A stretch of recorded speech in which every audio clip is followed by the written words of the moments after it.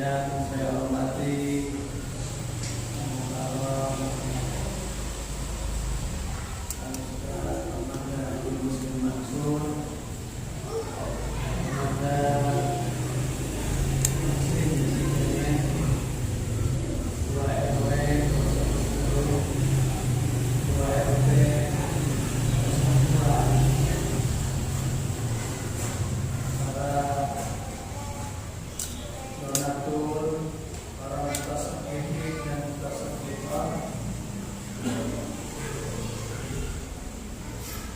dan seluruh panitia Ramadan Musyawarah Taubat yang mudah-mudahan senantiasa berada dalam lindungan Allah Subhanahu wa taala.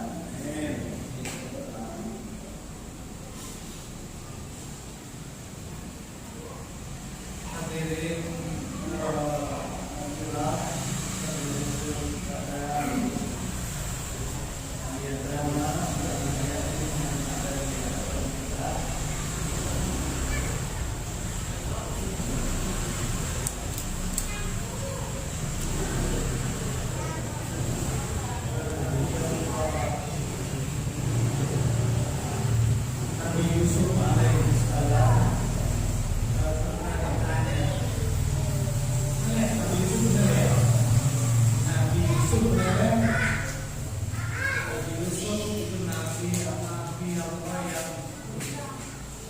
memiliki ketampanan yang diberikan kelebihan oleh Allah berupa ketampanan. Nabi Yusuf itu orang super ganteng. Jadi Nabi Allah Yusuf alaihissalam pernah ditanya oleh pengikutnya, "Wahai Yusuf, kenapa sih kamu sering puasa? Kenapa kamu sering lapar-lapar? Sementara kamu adalah seorang gubernur yang dengan makanan itu tinggal minta sediain." Tapi Nabi Yusuf alaihissalam malah sering puasa. Ketika Nabi Yusuf ditanya oleh umatnya, "Kenapa kamu sering puasa, wahai Nabi Allah Yusuf?" Nabi Yusuf sederhana menjawabnya. Apa jawaban Nabi Yusuf alaihissalam? "Aku ini puasa ingin turut merasakan penderitaan yang dialami oleh saudara-saudaraku yang miskin, saudara-saudaraku yang fuqara, saudara-saudaraku yang yatim."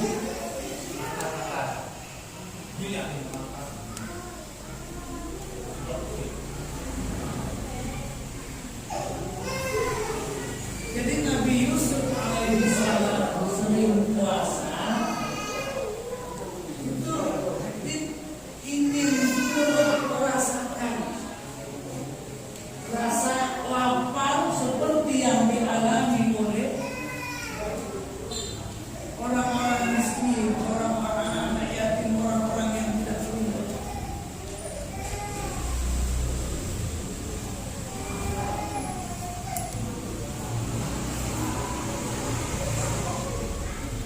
Itu jawaban Nabi Allah Yusuf alaihissalam.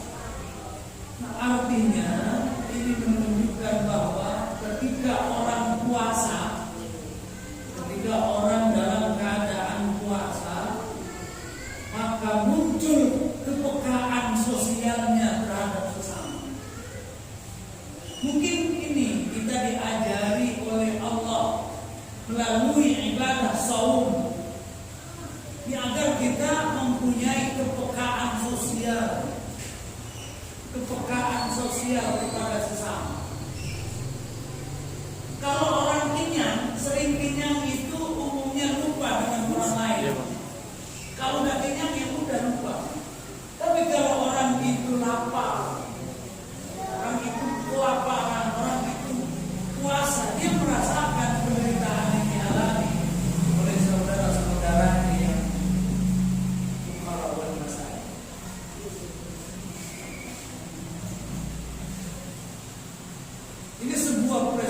prestasi yang harus kita apresiasi dari pengurus DKM, punya inisiatif untuk melakukan secara santunan yatim ini. Karena ini tepat sekali, ini sesuai dengan kondisi yang saat ini, kondisi yang belum menentu, kondisi COVID-19 yang belum menentu. Banyak orang yang masih dirumahkan,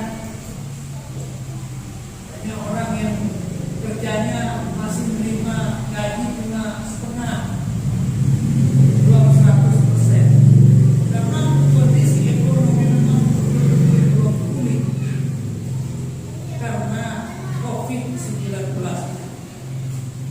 Nah, orang yang seperti kita saja yang sudah dipotong gajinya sana sini, kemudian ada yang kerjanya tidak penuh 1 bulan,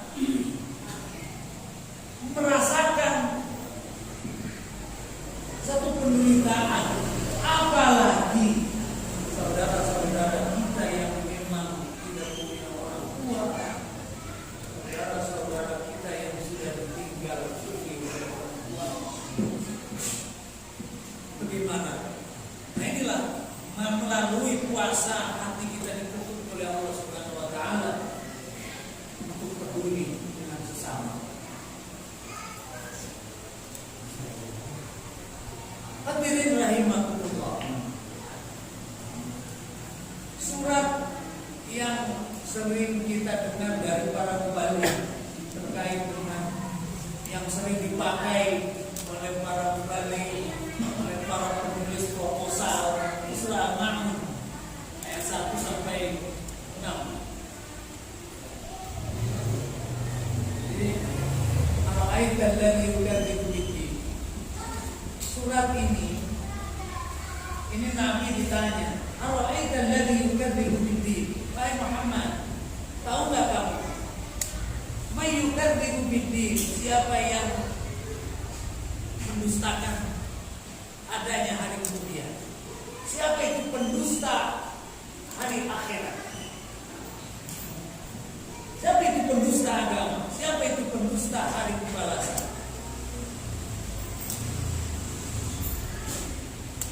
Dijawab oleh Allah Subhanahu wa taala, alladzi yatu'ul yatim. Yang pertama adalah orang yang tidak open kepada anak yatim, tidak peduli kepada anak yatim.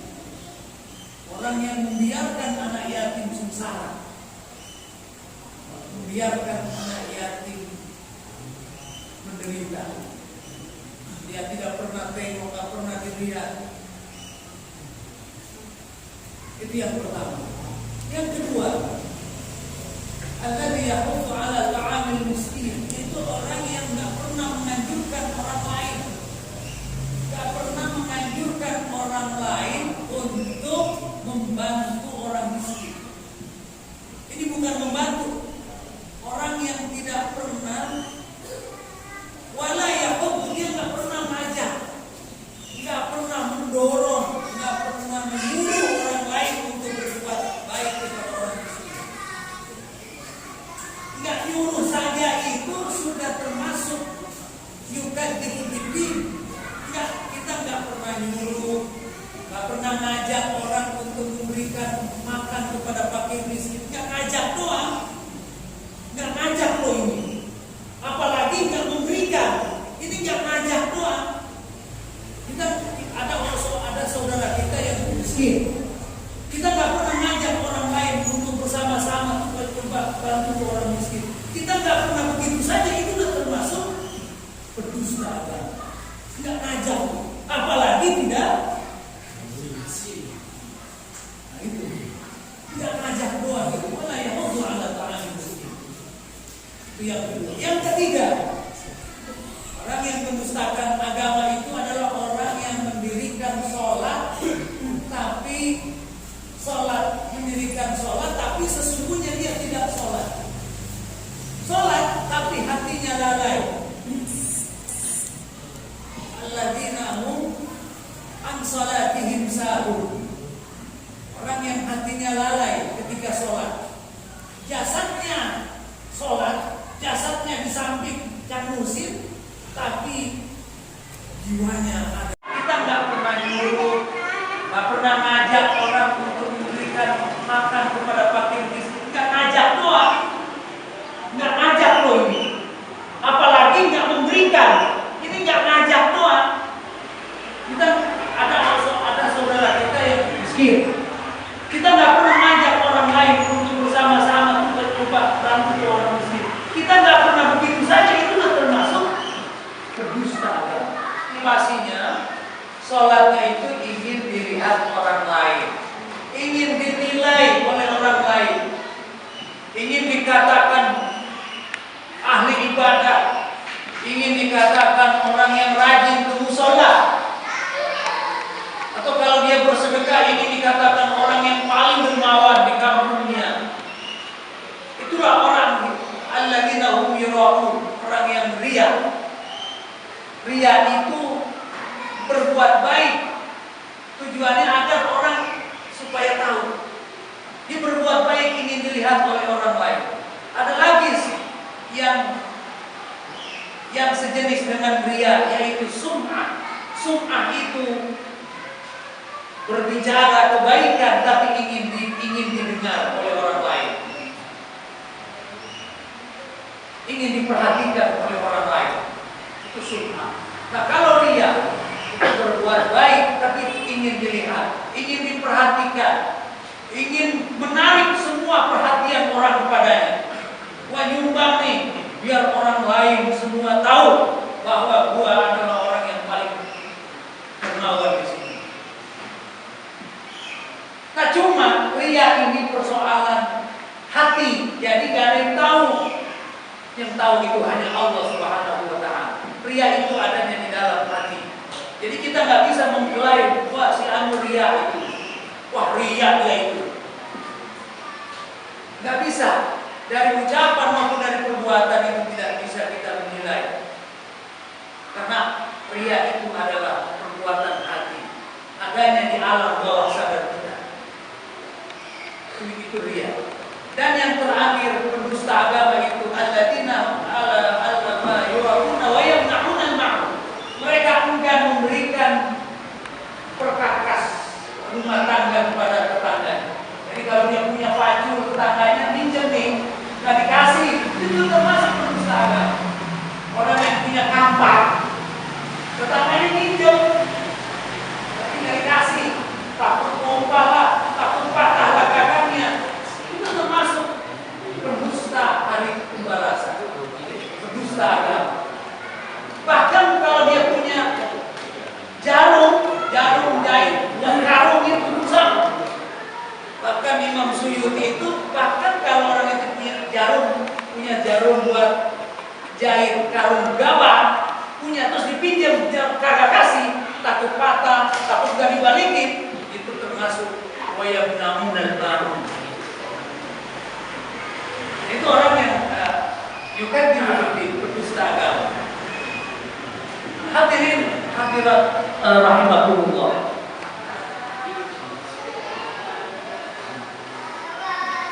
Mudah-mudahan kita tidak seperti yang digambarkan oleh ayat itu, tidak termasuk bagian dari alladzi yukadzibu biddin, orang yang mendustakan hari kiamat. Tapi yang perlu digarisbawahi, mungkin kita kenal, kita tahu, ada yang belum kenal. Mungkin ada seorang kiai yang bernama Kiai Haji Muhammad Dahlan, pendiri organisasi Muhammadiyah.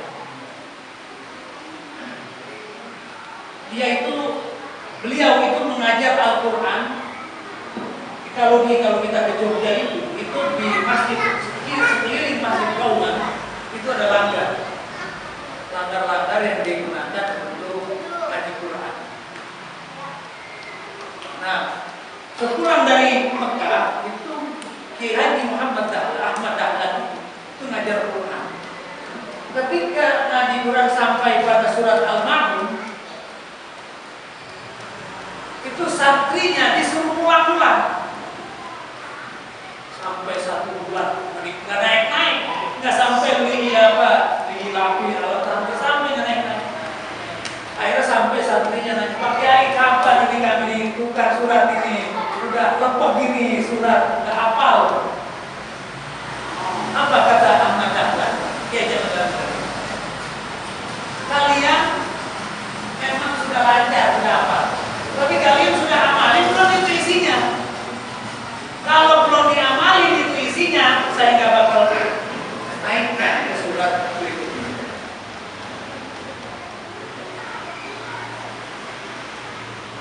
Diam itu muridnya, santri-santrinya diam. Disuruh. Jadi ngaji arwah mentok sampai arwah itu. Nggak ditukar-tukar. Kalau sudah diamalin itu isinya baru saya naikin ke surah Al-Quraish.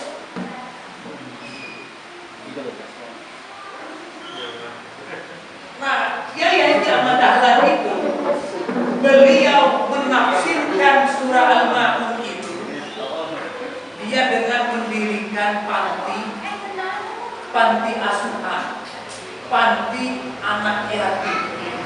Ya. Di anak yatim itu dikumpulkan, ditempatkan di sebuah panti. Jadi salah satu pengamanan dari surah Al-Ma'un itu dia Ahmad Dahlan itu membangun yang namanya rumah sakit, yang namanya membangun panti asuhan, mendirikan lembaga pendidikan. Itu salah satu ijtihad Ahmad Dahlan terhadap surah Al-Ma'un. Jadi memang ke depan ini memang harus dilembagakan yang namanya pengurusan anak yatim. Jadi bukan hanya kegiatan yang sporadis, bukan hanya kegiatan yang spontan saja. Satu Muharram ada satuan. Padahal yang namanya menyantuni anak yatim itu nggak mesti nunggu 1 Muharram. Ya kalau kita punya rezeki lebih, ya kita datangi anak yatim, kita usah palanya kita kasih menyantuni anak yatim. Atau kita membiayai biaya pendidikannya, membiayai biaya kesehatannya. Sudah termasuk menyantuni anak yatim. Kalau ini seremonial saja, kita jangan terjebak kepada sesuatu yang sifatnya seremonial. Kita harus lebih meningkatkan kepada kualitas dari acara ini. Bagaimana menumbuh kembangkan di dalam hati kita semua agar kita semua punya kesadaran yang sama, kepekaan yang sama terhadap al-yatam wal masakin.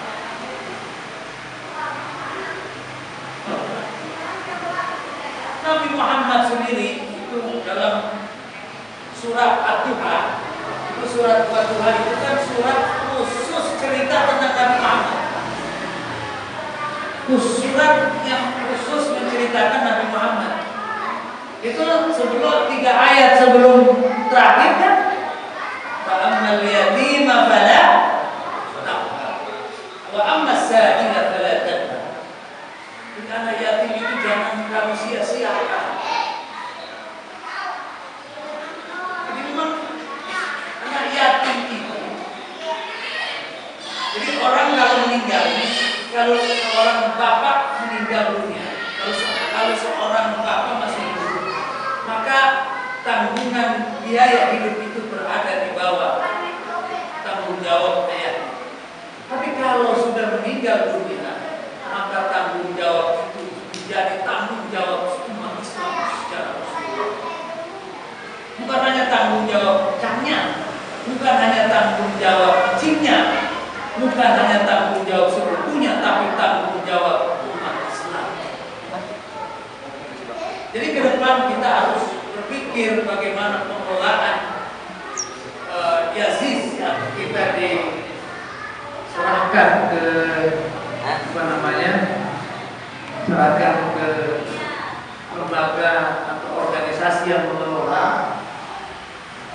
itu lebih apa namanya? Kalau kata orang ulama itu lebih ini,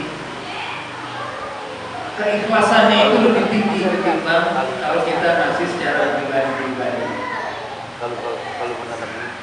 Jadi kalau orang itu ngasihnya ke kayak umpama di sekolah ini ada lembaga yatimnya, sekolah yatim, itu kan orang kalau ngasih sumbangan kayak orang berak jadinya. Jadi dulu percayakan kepada yang mengelola dana itu. Dulu kayak orang, jadi ngasih udah kayak orang berak aja, udah dia pulang dia nggak tahu, pokoknya dia udah serahin dan itu dikelola. Nah ini harus menjadi perhatian kita semua. Jadi alangkah indahnya kalau memang setiap musola, masjid itu punya lembaga zakat atau lembaga yang mengurus anak-anak yatim. Sebab kata Nabi itu anak wakafilul yatim fil jannah kahatain. Jadi kata Nabi itu saya dan orang yang menjamin, orang yang ngurus dengan orang yang ngurus anak saya dan orang yang ngurus dengan anak yatim itu seperti dua jari tangan saya di surga. Jadi itu begitu dekatnya. Jadi begitu dekatnya orang yang mengurus anak yatim dengan Rasulullah nanti di surga. Memang banyak yang menyalahgunakannya. Gitu. Jadi ada juga yang menyalahgunakannya, banyak yang mengatasnamakan anak yatim. Dan mungkin ketidaktahuan mereka akan akibat dari perbuatan yang dilakukan. Di sini banyak yang mengurus anak yatimnya cuma begitu. Jadi hanya waktu-waktu tertentu saja. Ada lembaga yang memang sudah maju, mereka masih beasiswa, masih sekolah SMP, sampai lulus sampai kalau dia mau kuliah dikuliahkan, kalau dia mau kerja difasilitasi, mau kerja di mana. Ada sampai lembaga yang seperti itu. Artinya anak yatim itu dilatih sampai dia, kalau dalam bahasa Al-Quran itu, sampai dia menjadi orang-orang yang rasyidun, orang-orang yang pandai, orang-orang yang bisa mengatur hidupnya sendiri. Saya yakin ya anak-anak sendiri itu nggak bisa diatur, nggak bisa mengatur keuangan sendiri. Makanya di awal surat An-Nisa itu, di awal surat An-Nisa itu kan cerita anak yatim.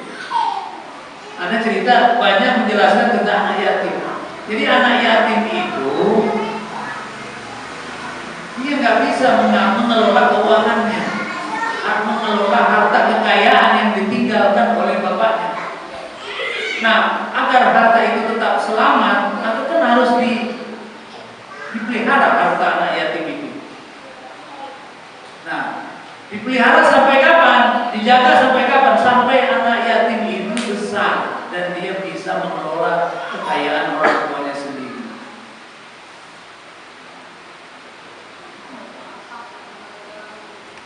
Jadi kalau dia punya ditinggalkan sebidang tanah, jadi jaga sebidang tanahnya, jaga betul. Karena dia akan besar. Nah, itu jadi kita kembali, kita jangan hanya kepada kegiatan seremonialnya saja, terus habis besok udah nggak ada lagi gitu, hilang kepekaannya. Jadi ini cuma pancingan aja, tok-tok ini hanya pancingan aja ini. Jadi pancingan buat kita semua agar kita ini peka dalam anak yatim itu, pancingan. Sebab kalau kadang kita kalau kali pancing-pancing lupa perasaan gitu. Kayak orang udah lama nggak pernah naik sepeda, berlama sekali. Itu dia kalau nggak di sepedanya, sekarang sepeda macam. Kalau dulu kan hanya sepeda itu ya modelnya sederhana. Dan sekarang dulu kan udah ada model gigi, ada giginya. Nah kalau dia mau naik sepeda itu pasti dipancing dulu, diingat, dirangsang ingatannya sepeda itu begitu, maka dia akan bisa. Kalau orang itu udah diingatkan, orang kalau nggak diingatkan itu dalam surah Yasin kan ada. Jadi fahum ghafilun, lama-lama orang itu akan menjadi lupa. Kalau udah lupa, parku. Kalau lupa jadi orang parku. Maka kita mesti bersyukur kita masih banyak yang mengingatkan. Jadi ketika kita lupa kita diingatkan. Kan begitu hidup ini. Kita nggak, saya ini kan ya, saya nggak melulu dinasihatin oleh orang, saya nggak melulu menasihati orang, tapi saya juga di satu sisi saya sering menerima nasihat orang lain. Semua kan gitu. Jadi kayak ustaz, kayak Haji Selim atau kamu sih bukan berarti karena udah tukar apa, nggak perlu nasihat, nggak begitu. Jadi semua itu nasihat. Karena kita ini memang apa ya, kita punya karakter, punya sifat lupa. Makanya pamannya, kakek-kakeknya Nabi itu, leluhurnya Nabi Muhammad itu kenapa sampai menyembah berhala, menyembah Lata, Uzza, Manat gitu kan? Itu karena saking lamanya nggak ada yang ngingetin, saking lamanya nggak ada yang mengingatkan bahwa itu tidak boleh, bahwa itu musyrik. Mama apa dalam surah Yasin itu yang akhirnya fahum ghafilun innama tunziru